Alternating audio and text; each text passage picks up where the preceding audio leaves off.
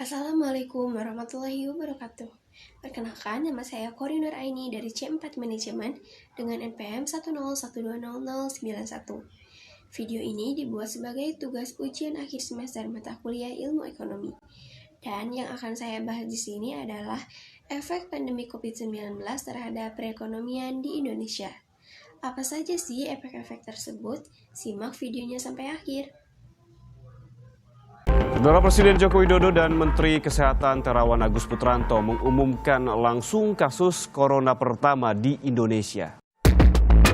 Corona ini menjadi 19 orang. Adalah 134, 469, 686, 1.280, 3.840, 5.516 orang, 8.607 orang.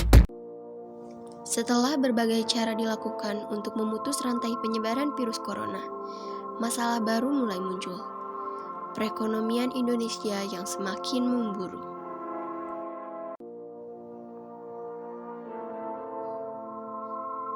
Perekonomian Indonesia merupakan yang terbesar di Asia Tenggara dan terbesar ke-16 di dunia, dengan penduduk domestik bruto tahunan senilai kurang lebih 940,9 miliar pada tahun 2016. Di akhir tahun 2019, sebelum pandemi COVID-19 masuk ke Indonesia, Bank Indonesia optimis bahwa perekonomian Indonesia dapat mencapai 5,5%. Namun kini, pertumbuhan ekonomi Indonesia menurun mencapai minus 0,4%.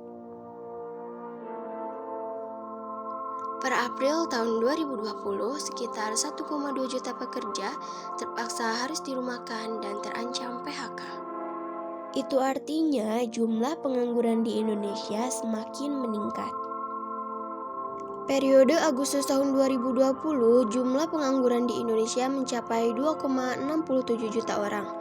Sementara itu, jumlah angkatan kerja yang menganggur sekitar 9,77 juta orang. Pandemi COVID-19 menyebabkan tingkat pengangguran terbuka di Indonesia yang berhasil ditekan di angka 5,23% menjadi 7,07%. Secara keseluruhan, jumlah pekerja yang terdampak pandemi berdasarkan data dari Badan Pusat Statistik di Indonesia mencapai 29,12 juta orang. Dengan populasi penduduk usia kerja di Indonesia mencapai 203,97 juta orang. Nah, angka tersebut setara dengan 14,28% dari total penduduk usia kerja yang ada di Indonesia. Wow, banyak juga ya. Ditambah lagi jumlah lulusan baru yang terus meningkat dan membutuhkan lapangan pekerjaan. Karena perusahaan saat ini hanya merekrut orang-orang yang benar-benar inovatif, kreatif, dan produktif disertai dengan multitasking. Selain jumlah pengangguran yang meningkat, Badan Pusat Statistik juga mencatat bahwa jumlah konsumsi rumah tangga saat ini menurun dari jumlah 5,2% pada kuartal 1 di tahun 2019 ke 2,84% pada kuartal 1 di tahun ini. Dampak lain dari pandemi ini yaitu adanya ketidakpastian yang berkepanjangan sehingga investasi melemah dan berimplementasi pada terhentinya sebuah usaha. Dampak selanjutnya adalah seluruh dunia mengalami pelemahan ekonomi yang mengakibatkan harga komoditas menurun dan ekspor Indonesia ke beberapa negara ikut terhenti. Gejolak ekonomi akibat pandemi COVID-19 menjadi momen yang bersejarah bagi Indonesia karena berdampak pada pengelolaan keuangan negara, hingga dilakukannya perubahan APBN sebanyak 2 kali dan upaya pemulihan ekonomi nasional yang dilakukan hingga saat ini.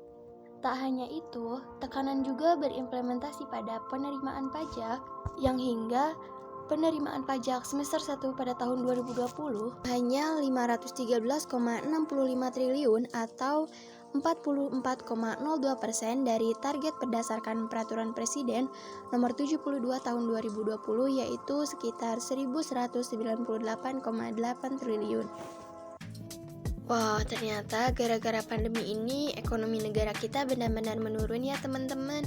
Nah, kita sebagai warga negara Indonesia yang baik harus selalu patuhi aturan pemerintah, jangan jadi beban negara. Selalu pakai masker, mencuci tangan, menjaga jarak, dan jangan lupa deh tuh bayar pajaknya. Sampai ketemu di video selanjutnya. Assalamualaikum.